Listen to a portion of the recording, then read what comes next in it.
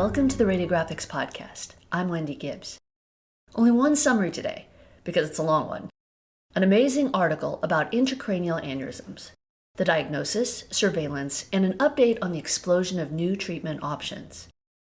All radiographics articles are valuable, but every once in a while you see one that is so outstanding. For me, this is one of those. I'm an academic neuroradiologist and try to keep up with the latest literature. But this article still taught me a few things and was a fantastic review and update on new technologies that we all need to know. We all know that aneurysms are deadly. These are the cause of 80% of spontaneous subarachnoid hemorrhage, which is devastating, with 1/3 of patients not surviving and another 1/3 becoming severely disabled. So it's vital that we see them before they rupture and characterize them correctly so that the patient can get the best treatment. According to the authors, aneurysms are the second most common incidental finding on brain MRI. Now that actually really surprised me. They must be pretty big if you can see them on that non-vascular study. They're typically saccular aneurysms, located at characteristic branch points in the circle of Willis. From most to least common, the anterior communicating artery, the posterior communicating artery, middle cerebral artery bifurcation or trifurcation, basilar apex, and paraclinoid internal carotid artery. Fusiform, blister, traumatic, or mycotic aneurysms are much less common. Rupture risk depends on location, size, high-risk features like irregular protrusions and daughter sacs, and patient factors including age, sex, ethnicity, and additional factors like hypertension, prior subarachnoid hemorrhage, and smoking. Patients with ruptured aneurysms with aneurysmal subarachnoid hemorrhage have the highest risk of rehemorrhage within the first 24 to 48 hours and should be treated as soon as practically possible. Non-neural people might not know this history, but there's been a dramatic and relatively rapid shift in the way aneurysms are treated. The International Subarachnoid Aneurysm Trial, ISAT trial, and the Barrow-Ruptured Aneurysm Trial, the BRAT trial, shifted treatment of ruptured aneurysms from microsurgical clipping toward endovascular coiling by demonstrating higher 1-year probability of disability-free survival and lower mortality in the coiling group compared to the clipping group. After the first year following aneurysmal subarachnoid hemorrhage, functional and mortality outcomes became statistically similar across groups, although the rate of aneurysm recurrence, retreatment, and rehemorrhage were significantly increased in the coiling cohorts. While no prospective randomized evaluation of treatment modalities has been undertaken for unruptured aneurysms, the trend toward endovascular treatment of both unruptured and ruptured aneurysms has continued. Recently published data highlight a change in clinical practice toward endovascular treatment in the U.S., this was from 2004 to 2014, with endovascular treatment increasing as a percentage of total treatment from 37 to 68% for ruptured aneurysms and 52 to 73% for unruptured aneurysms. That's pretty big. The data also suggests that increased selective treatment of incidentally discovered unruptured aneurysms has decreased the subarachnoid hemorrhage-related hospitalizations. This shows the importance of imaging in the diagnosis, surveillance, treatment, and outcomes of this patient population. So let's talk about imaging techniques for evaluation and start with non-contrast CT and MRI. Non-contrast CT is the initial diagnostic study of choice for subarachnoid hemorrhage, with nearly 100% accuracy for detecting acute subarachnoid hemorrhage within the first 6 hours. After 6 hours, sensitivity decreases to 89%, which is actually still really high, and the utility of non-contrast CT for detection of subacute subarachnoid hemorrhage is limited. Lumbar puncture is typically recommended in cases of high clinical suspicion following negative non-contrast CT to increase sensitivity for delayed presentation of subarachnoid hemorrhage and aid in diagnosis of other neurologic disorders. Maybe the person has infectious meningitis. Aneurysmal subarachnoid hemorrhages are typically seen centrally around the circle of Willis. We all know this. If CT findings are equivocal, FLAIR, gradient echo, and susceptibility-weighted sequences on MRI increase the sensitivity for subarachnoid blood in the acute and subacute settings and can be used as an alternative to lumbar puncture. CTA, easily performed at the same time as non-contrast CT, is widely used for initial aneurysm workup and evaluation. Aneurysms larger than 3 millimeters can be detected on CTA with confidence, with a 95% detection rate for aneurysms 7 millimeters or larger. And I think those numbers are actually kind of old. Probably we can see smaller ones with that much confidence. Aneurysm detection at CTA may be limited by patient motion, particularly in the less cooperative patient with subarachnoid hemorrhage, and poorly timed contrast bolus. Also, it can be hard in the carotid siphon adjacent to the skull base and along the cavernous sinus, owing to calcified and non-calcified atherosclerotic plaque. Really though, we can see pretty well these days, and I don't think those things matter quite as much as they used to. MR angiography is the preferred imaging modality in the asymptomatic patient for aneurysm screening, long-term surveillance of unruptured aneurysms, and follow-up of treated aneurysms. Three-dimensional time-of-flight MRA allows evaluation of aneurysms without contrast. Current techniques have spatial resolution approaching that of CTA. MRA sensitivity for aneurysm detection is really high, like 93 to 97% they say, for aneurysms larger than 3 millimeters, and about 85 to 93% for aneurysms 3 millimeters and smaller. This technique can be limited by patient motion also, susceptibility artifact from the skull base or prior intervention, and turbulent or slow flow, particularly in the cavernous or supraclinoid internal carotid artery segments. Contrast-enhanced time-resolved MRA generates multiphasic contrast-enhanced images with temporal resolution of 2 to 6 seconds, and is superior to 3D time-of-flight MRA for non-invasive hemodynamic assessment of endovascularly treated aneurysms, particularly following parent vessel reconstruction with stent or flow diverter placement. With this technique, the radiologist can select the optimal timing of arterial enhancement, evaluate for prolonged aneurysm filling, and identify delayed flow through the parent vessel. While the inherent spatial resolution of the contrast-enhanced time-resolved technique is lower than 3D time-of-flight, it shows improved detection of post-treatment aneurysm occlusion, parent vessel visualization, and luminal measurements, as there is less susceptibility artifact related to stents and flow diverters with high metal surface coverage, and flow-related signal loss is eliminated by the use of contrast. How about vessel wall imaging, the hot topic these days? We now believe that aneurysms develop from an inflammatory process leading to vessel wall remodeling. MR vessel wall imaging is being investigated as a method to identify unstable, unruptured aneurysms. Aneurysms with focal enhancement tend to be larger and are associated with a higher rupture risk score. Vessel wall imaging can help identify the ruptured aneurysm in the setting of multiple aneurysms and can potentially aid rupture risk stratification during surveillance. However, this technique requires a long acquisition time and is therefore limited by susceptibility to motion artifact in the uncooperative patient and difficulties with monitoring support devices in the unstable patient. Currently, vessel wall imaging is primarily used as a problem solver in clinically challenging cases. Digital subtraction angiography.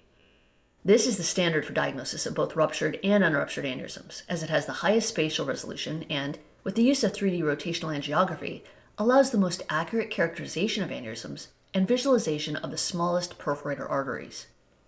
DSA should be pursued for all patients with suspicion of aneurysmal subarachnoid hemorrhage, even in the setting of a negative CTA. DSA alone is poor for evaluation of the full extent of partially thrombosed or calcified aneurysms. So now my favorite thing, characterization and reporting. Aneurysm features important for determining treatment strategy include location, size, shape of the dome, orientation, diameter of the neck, percentage of parent vessel circumference involved, and presence of branch vessels arising from the neck or dome. Most of these characteristics are best described on DSA. CTA is better for characterizing aneurysmal thrombus or calcification, which increases the risk of stroke in treatments that involve manipulating the aneurysm. The American Heart Association consensus guidelines for the standardized reporting on imaging for aneurysms and endovascular repair include the following recommendation. With multiple aneurysms, each aneurysm must be described separately. Kind of is common sense. Aneurysm dome measurements are given in millimeters in 3 orthogonal planes by using high-resolution planar reconstructed images. Aneurysm location is described on the basis of the vessel of neck origin and often the closest branch vessel. For example, the internal carotid artery aneurysm should be named on the basis of the nearest branch vessel, including like meningohypophyseal trunk, superior hypophyseal, ophthalmic, anterocoroidal, PCOM, or location at the carotid terminus. Use of bony landmarks like supraclinoid, paraclinoid, which I use all the time, for description is less precise and should be avoided. That's good to know. Aneurysm orientation can be described in relation to the midline, as well as anterior posterior, superior inferior. In addition, mass effect on surrounding structures should be described. Aneurysm dome to neck ratios greater than 2:1 and neck diameters less than 4 millimeters suggest aneurysm morphology amenable to coiling. The size of the neck in relation to the parent vessel diameter is also an important determinant for use of intraluminal adjunctive devices or flow diverters. So talk about this. Complex aneurysm morphology can best be visualized by using 3D volume rendered software. All right, now on to the nice review of contemporary treatment modalities, starting with clipping. Obliterating blood flow in the aneurysm dome via clipping was the mainstay of aneurysm treatment for decades and remains the preferred treatment for aneurysms with complex morphology, maybe a distal location and a large neck, and in specific circumstances, such as posterior communicating artery aneurysms with mass effect causing associated oculomotor nerve palsy. However, balloon or stent-assisted coiling and other novel techniques continue to expand the endovascular options for these traditional clipping candidates. Clip ligation shows immediate aneurysm occlusion with higher rates of complete occlusion and favorable long-term occlusion rates, but higher rates of complication relative to those of coiling. The expected aneurysm appearance following surgical management is immediate occlusion without aneurysm remnant, although some remnant may be unavoidable to maintain the patency of associated normal vasculature. Advances in intraoperative assessment of aneurysm occlusion with intraoperative angiography and indocyanine green video angiography have significantly aided in real-time evaluation of aneurysm occlusion and unintended vessel occlusion, and has limited the need for routine postoperative surveillance imaging of completely clipped aneurysms. That's pretty big.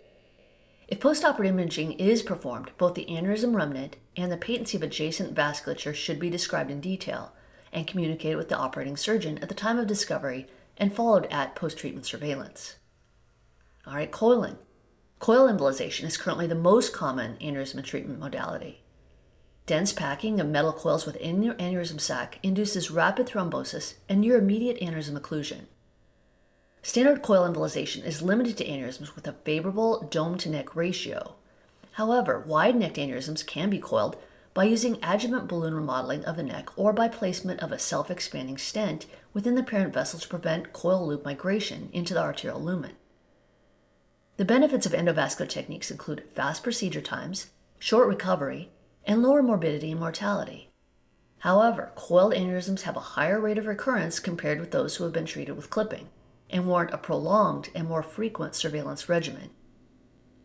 Detachable coils appear as metal mass with metal artifact on CT, while self-expanding stents within the parent vessel are generally visible at the proximal and distal radiopaque markers. While immediate and complete aneurysm obliteration is the favored outcome, in some instances incomplete coiling with the expectation of progressive thrombosis or purposeful undercoiling of the aneurysm to limit the risk of thromboembolic complications is clinically necessary. Now for the newer ones, flow diversion. Flow diversion is increasingly used as an alternative to coiling and clipping.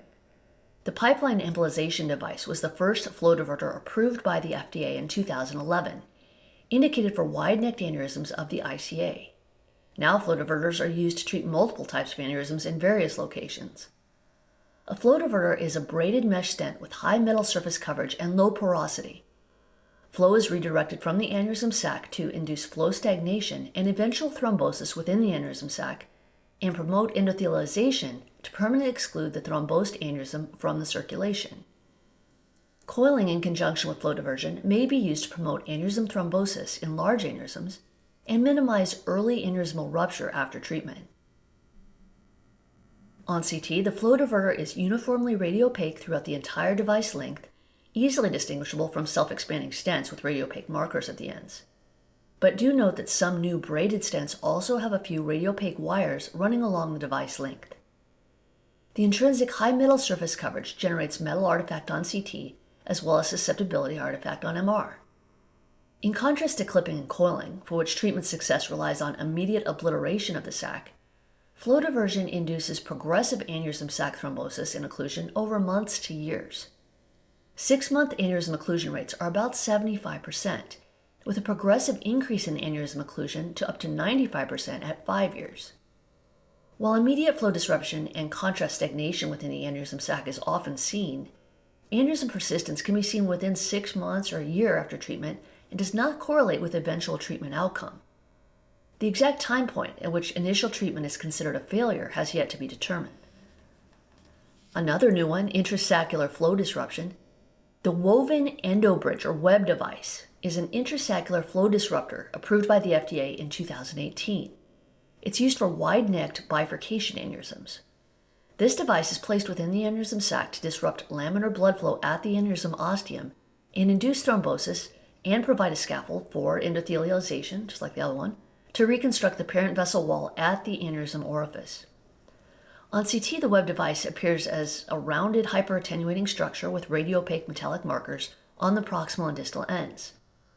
Unlike the flow diverter, which looks like a tube, this looks, like a pincushion or maybe a water tower or a short fat tube. You'll have to look in the article to see what you think it looks like. The device is often slightly oversized, such that when deployed, it's held in place owing to the lateral compression of the device walls and does not need to fill the aneurysm sac to be effective.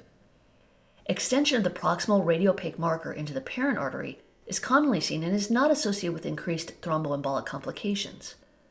Like flow diversion, intrasaccular flow disruption typically induces immediate contrast material stagnation, followed by progressive aneurysm thrombosis. On follow-up, a concavity of contrast material collecting within the marker recess is often seen at the parent artery aneurysm interface and does not represent residual aneurysm neck filling. You have to see the images online or in the print journal to see what this looks like. All right, let's move on to unexpected findings at post-procedural follow-up. Imaging in the acute, periprocedural, and short-term post-treatment period is typically performed if there's a change in the patient's neurologic status. The radiologist must be familiar with the range of post-procedural complications that may manifest within this time frame. So first, device migration or dislodgement. Optimally placed intrasaccular devices should fill the aneurysm sac without overpacking or herniation into the parent vessel. Correctly sized stents and flow diverters should cover the aneurysm neck and be completely expanded with proper wall apposition. Most technical failures of endovascular devices are recognized and corrected intraprocedurally. Device migration or dislodgement is more common in the setting of tortuous vascular anatomy or irregularly shaped or wide-necked aneurysms, creating a nidus for thrombus formation, flow obstruction in the parent vessel, and inadequate aneurysm occlusion or neck coverage. Coil migration, where part of the coil loop prolapses into the parent vessel or the entire coil migrates out of the aneurysm and embolizes distally, occurs intraprocedurally or within days of coiling, before coil mass stabilization. Delayed coil migration, which is typically months out, is much rarer. On follow-up imaging, one should ensure that the coil mass is unchanged in size, configuration, and location. A small amount of coil loop herniation rarely causes long-term complications. More significant coil displacement can be identified on CT as a free coil strand protruding into the parent vessel adjacent to the coil mass, or spatially separate from the coil mass in the case of distal migration. I've only ever seen this one time. Flow diverters can be challenging to deploy and are subject to more technical failures compared with the stents. Commonly seen changes in the configuration or position of the intraluminal devices include end tapering, which is also called fish mouthing, proximal migration, inadequate device-to-wall apposition, prolapse into the aneurysm dome, and kinking or twisting. The entire length of the device should be checked for a smooth contour, unchanged position and curvature, and uniform device diameter without focal narrowing. You need to compare with prior procedural DSA images, as subtle device changes are often appreciated only after establishing a detailed understanding of the immediate post-treatment device position and configuration. Thromboembolism, the most common complication of neuroendovascular procedures, can occur both intraprocedurally and up to days or months after treatment. The presence of intraluminal wire and catheters is prothrombogenic. Additionally, device manipulation may dislodge atherosclerotic plaque and/or injure vessels, causing downstream ischemia.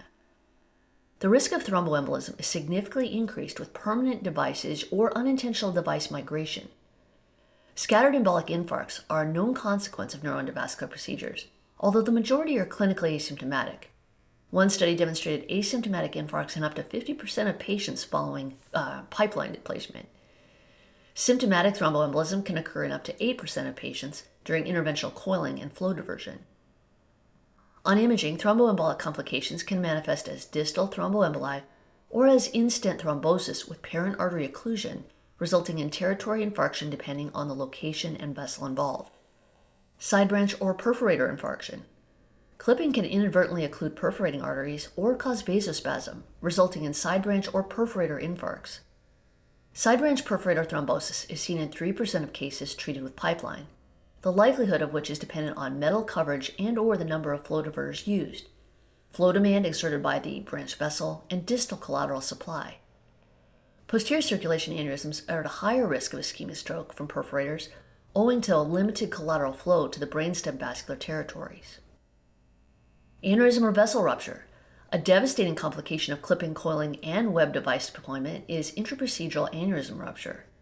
While the risk of rupture is lower with flow diversion, parent vessel perforation or rupture can occur during device deployment, particularly during stent post-processing by balloon angioplasty. In the acute post-procedure period, aneurysm rupture or re-rupture can occur, particularly for incompletely treated aneurysms. Rupture immediately following flow diversion is a rare complication hypothesized to result from acute aneurysm stretching or abrupt thrombus formation. On the other hand, delayed aneurysm rupture, usually within weeks, is a known rare complication following flow diversion of large or giant aneurysms, likely resulting from intraaneurysmal hemodynamic changes in the setting of thrombosis-induced inflammation. Coiling is often used in conjunction with flow diversion for treatment of high-risk aneurysms to promote aneurysm thrombosis to decrease the risk of delayed aneurysm rupture. Delayed intraparenchymal hemorrhage. Another well-recognized rare complication of flow diversion is distal parenchymal hemorrhage not related to aneurysm rupture, which typically occurs days to months following treatment. Proposed mechanisms include hemorrhagic transformation of periprocedural ischemic strokes in the setting of dual antiplatelet therapy or hemodynamic alteration from flow diversion. Embolization of hydrophilic polymer coating, commonly used in many interventional devices such as catheters, guide wires, and coils, may also be a cause of delayed parenchymal hemorrhage. Apart from intraparenchymal hemorrhage, sequela of intracranial hydrophilic polymer embolization includes ring-enhancing lesions, embolic infarcts, and possible aseptic chemical meningitis with disseminated polymer material. How about for mid to longer term follow-up imaging? As more unruptured aneurysms are incidentally identified and treated prophylactically, particularly in younger patients, the volume of neuroimaging performed for mid and long-term post-treatment surveillance can be substantial. Surveillance of treated aneurysms months to years after treatment assesses the stability of the treated aneurysm, including the position and configuration of devices used, the degree of aneurysm obliteration, and the patency of the parent vessel. Long-term aneurysm recanalization is a major shortcoming of coil embolization. As packing density with coiling is typically 20 to 40%, residual gaps between coil loops can allow persistent inflow of blood, circumventing complete occlusion. Recurrence can occur in about 34% of aneurysms at a mean of 12 months after coiling, of which 30% require retreatment. At long-term post-treatment aneurysm follow-up, one should carefully assess for development of coil compaction, aneurysm growth, and resultant aneurysm recurrence. Coil compaction results from pulsatile blood flow exerting pressure on the coil mass over time and can be recognized at imaging as a smaller coil mass or change in the coil mass configuration. Similarly, compaction of web devices, visualized as decreased height of the device, can cause recurrent aneurysm neck filling. In-stent stenosis refers to luminal narrowing caused by intimal hyperplasia, a well-recognized phenomenon in coronary artery treatment contributing to the problem of coronary artery restenosis. In-stent stenosis has also been described following stent-assisted coiling and is frequently identified following flow diversion at early, meaning within 1 year, follow-up, with a reported incidence of 30 to 100%. That's a pretty big range. Interestingly, most intracranial in-stent stenoses are mild to moderate with no flow limitation nor need for retreatment and are predominantly reversible with improvement at long-term follow-up. So that's good news. All right, so in conclusion, endovascular treatment of ruptured and unruptured aneurysms is now the favored technique, and novel techniques have continued to expand the endovascular armamentarium for aneurysm treatment. With the increase in surveillance and prophylactic treatment of unruptured aneurysms, and the recognition that endovascular techniques have a larger risk of recurrence, post-procedural surveillance is an important function of neuroradiology practice. A working knowledge of early and late post-treatment complications, as well as protocol recommendations for non-invasive evaluation of both untreated and treated aneurysms, are necessary to properly care for increasing numbers of these patients. All right, that's it for this week's podcast. Take a look at this new article online. great pictures, you need to know what these things look like. And join us on Twitter to discuss related cases.